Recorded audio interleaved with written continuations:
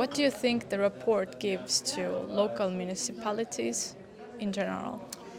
I think it provides us with good practices.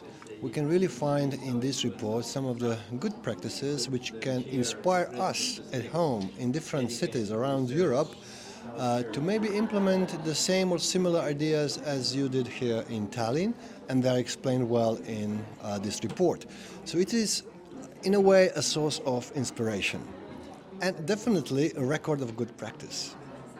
And what do you think local municipalities and governments and European Union need to do to implement this report? I think it's more on Estonians or on people in Tallinn to implement this report, but on the concept, I think, of the circular economy, we need to do a lot.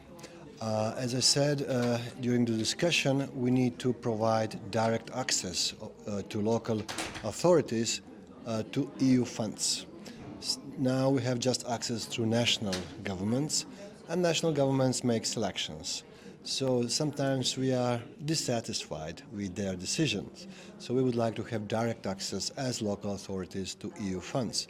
Then we should do more to raise the capacity, human capital, in our cities, so people who are working on these issues, so that they should be capacitated and enriched with new skills and new knowledge to really implement these relatively sophisticated policies.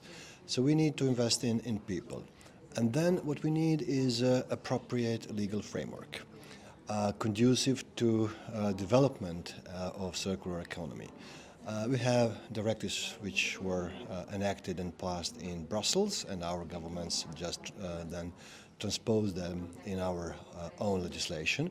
But usually that's not enough, because we need different kind of bylaws or policy recommendations, guidelines, which will help us at the local level to implement fully all the measures which somebody in Brussels or in a national government envisaged, but without consultations with local authorities.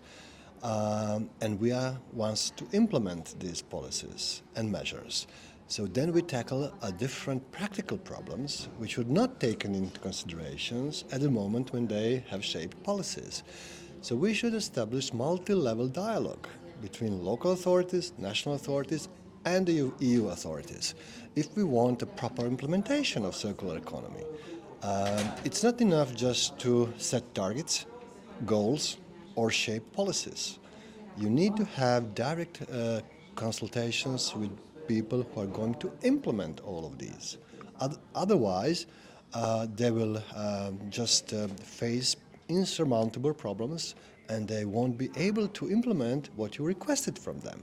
So that's why I think these three should discuss all these issues very, very thoroughly.